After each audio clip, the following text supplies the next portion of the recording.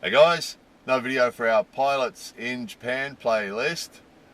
So the government department that's responsible for aviation in Japan sends pilots like myself an email every now and again, just sort of updates. Most of it's just sort of administrative, sort of not interesting stuff, But this week there was one that sometimes we get little safety bulletins and things like that, and there was one this week, and it said that recently at one of the airports, it was all pretty vague, at one of the airports an aircraft was told to hold.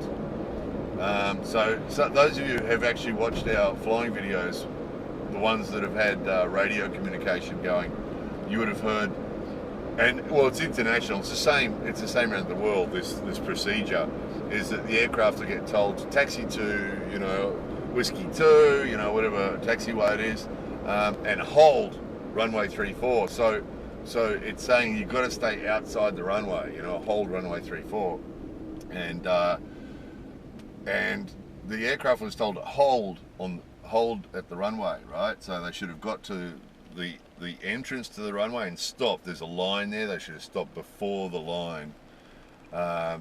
However, the pilot confused that instruction with line up and wait, right? Which means to enter the runway and to get ready to take off and sit there and wait to be told to take off, right?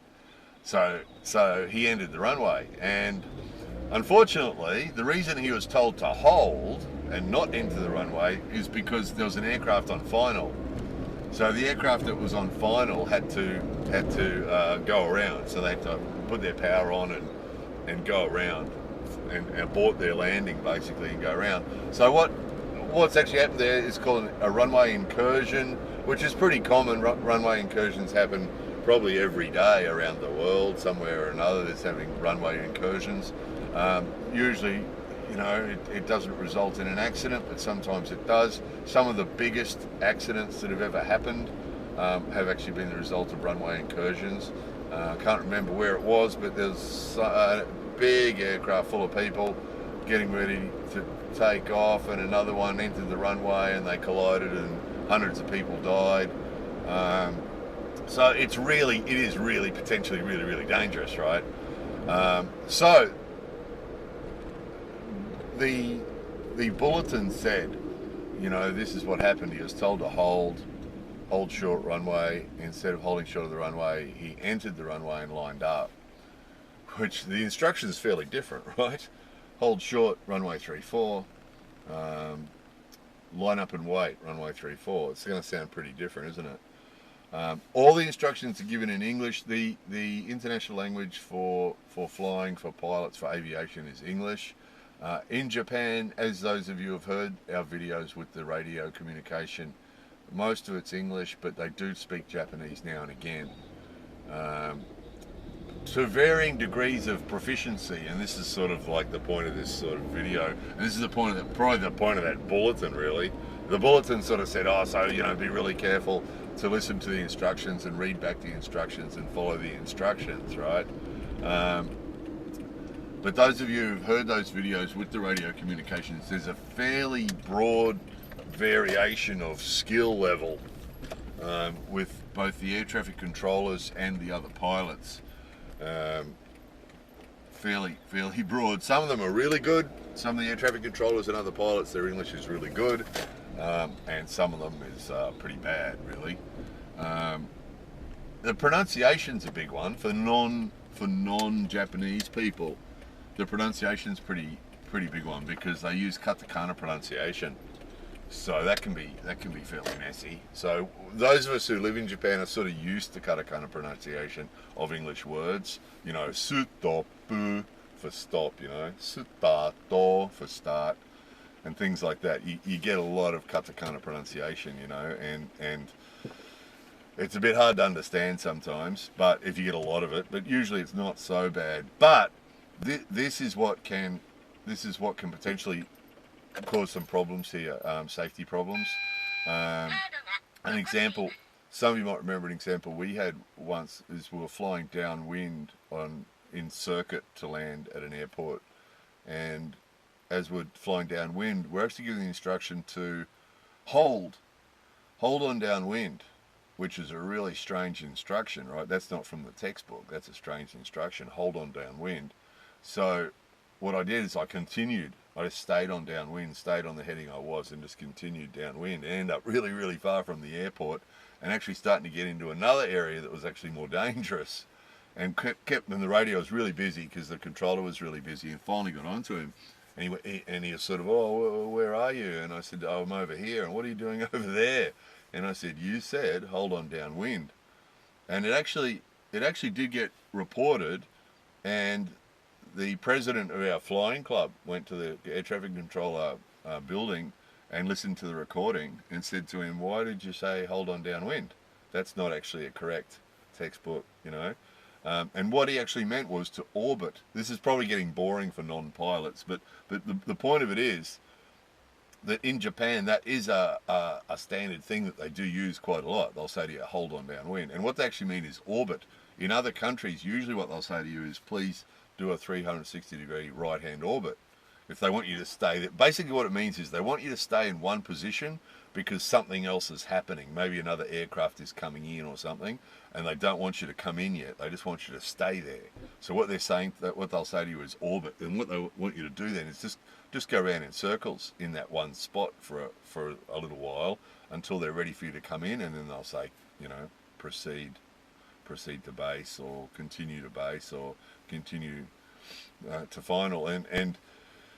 But they've got this sort of thing where they all say hold on downwind, or hold on here, or hold on there when you're flying in the air. And usually in flying in the air, you don't get told to hold, because you know you can't stay in one spot in an airplane, you know. And that was just an example of a potentially dangerous situation where I continued on. He thought I was going to stay where I was, and I thought he was telling me to continue on in a straight line and not make the next turn. So as it was, I ended up coming out of that smelling okay, because the club president went and said, why did you say that to the air traffic controller? Why did you say that? You know, that's not the correct textbook phrase. You know, you should have said 360-degree orbit.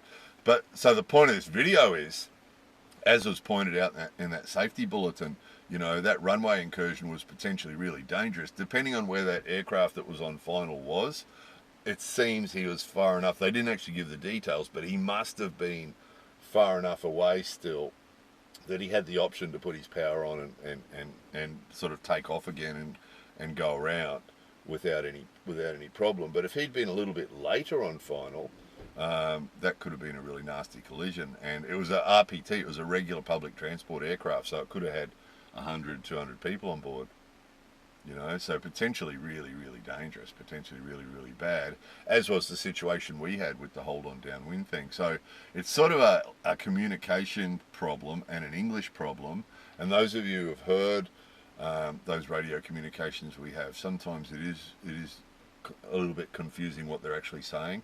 So anybody that ends up, any of you guys that are pilots that end up flying in Japan, my advice is to always, any doubt at all, say back to them, repeat back to them, and ask them if is that what you want me to do. So I've actually been told a couple of times since then to hold on downwind, and when I have been, I've said, you know, do you want me to complete a 360-degree right-hand orbit or left-hand orbit, depending on the situation?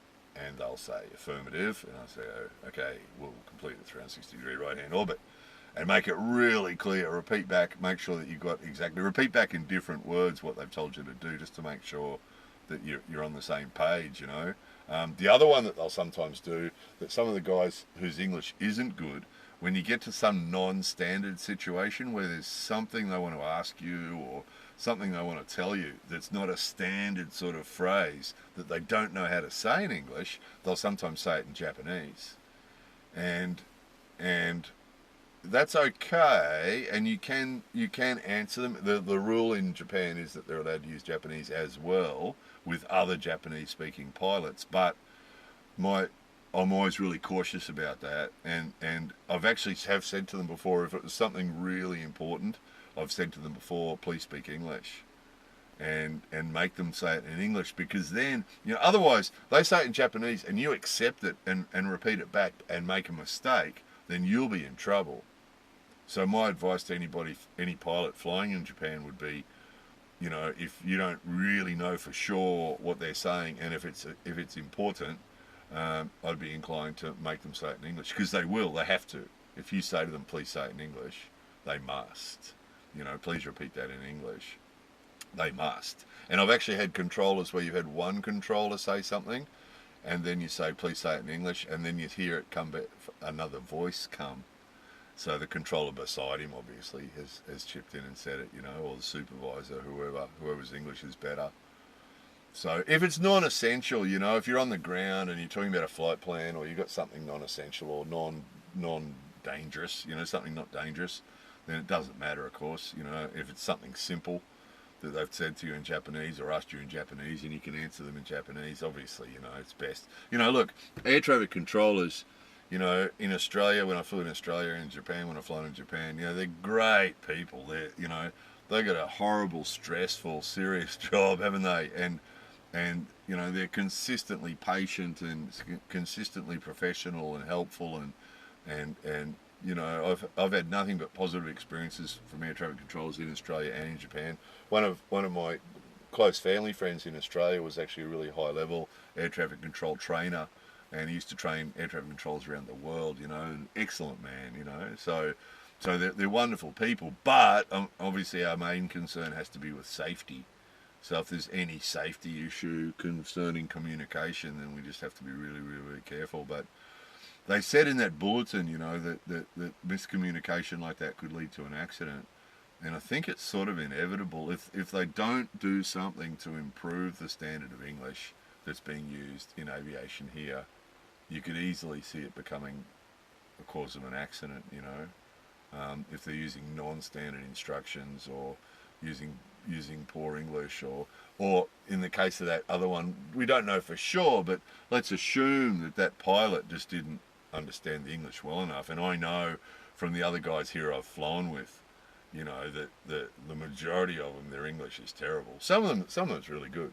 Some of them, their English is really good, but the majority of them, when we meet outside the aircraft, we speak Japanese because their English isn't good. And those guys are flying around in the aircraft, again, using English, you know. So, and particularly when you're around busy airports, there's a lot of communication going on, you know, and they're doing it in their second language, aren't they? So, you know, it's pretty difficult. So, yeah, potentially dangerous. It is potentially dangerous, as that ministry acknowledged in that bulletin, you know, that this could lead to an accident if this, you know, if we're not careful. This could lead to an accident, most definitely. You know, no doubt about that. So, anyway, we're at the dojo, guys. Time to go to the dojo. Warm up. All right, that was that. More videos coming soon.